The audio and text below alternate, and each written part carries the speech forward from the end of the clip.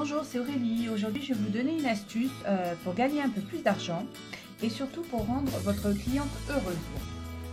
On y va, c'est parti.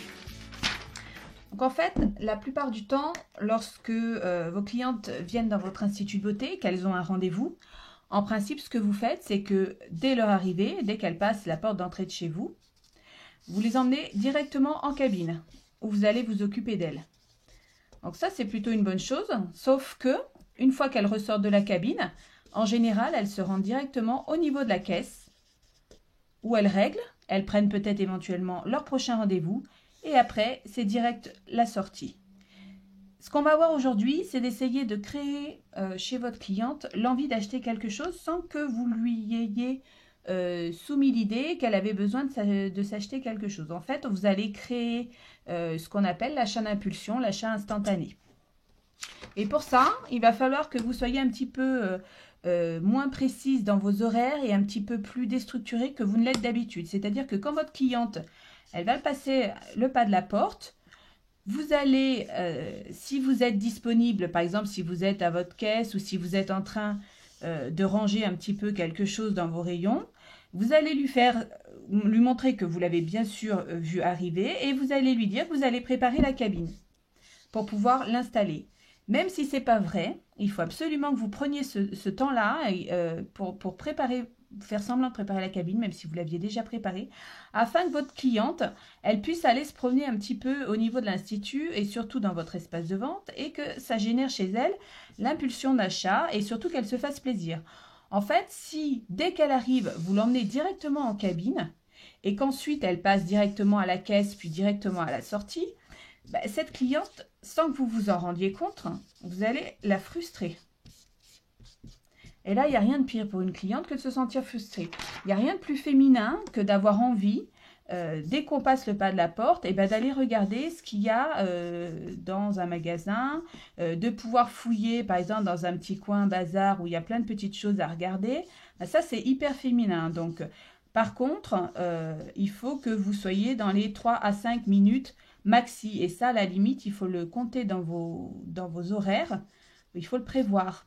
Dépassez pas les 5 minutes avant de faire rentrer votre cliente dans la cabine. Et puis, si vous avez l'habitude d'être plus tôt à l'heure, prévenez-la ou faites en sorte qu'elle comprenne que voilà, maintenant, vous avez changé la façon de travailler et que dorénavant, les rendez-vous se passent comme ça. Mais pendant ce temps-là, ça lui permet vraiment de circuler dans votre institut et puis de regarder un petit peu tout ce que vous faites et puis pouvoir un petit peu se rendre compte des choses qu'elle a éventuellement loupées jusqu'à maintenant, comme les nouveautés bijoux, les nouveaux produits, les produits de comptoir, les choses comme ça.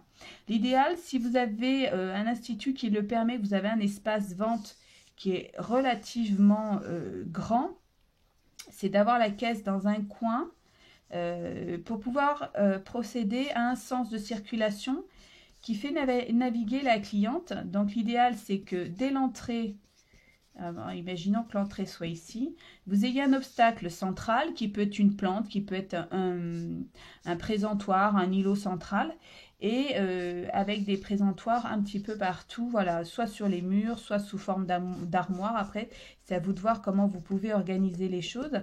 Mais l'idéal, voilà, c'est qu'il y ait un sens de circulation.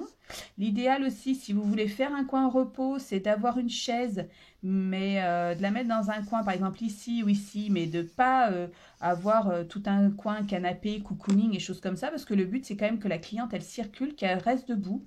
Si vous voulez faire un coin accueil, vous le faites dans une partie de votre institut qui est un petit peu éloignée de l'espace boutique et qui vous permet de faire attendre une personne ou deux, par exemple une personne âgée ou une personne à mobilité réduite ou qui aurait besoin de s'asseoir, une femme enceinte ou une personne qui vous le réclamerait.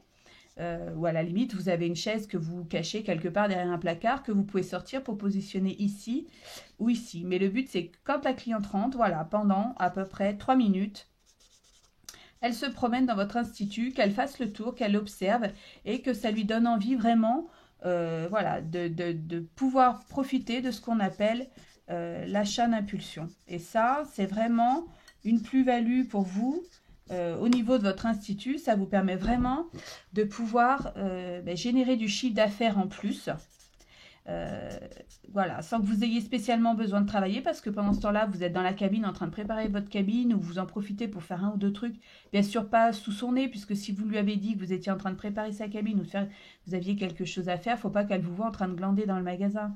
Mais faut vraiment, voilà, trouver de quoi vous occuper, 2-3 minutes, voilà, je vous dis 5 minutes maxi, parce que si elle n'a pas l'habitude d'attendre votre cliente, il faut pas que ça la déstructure complètement.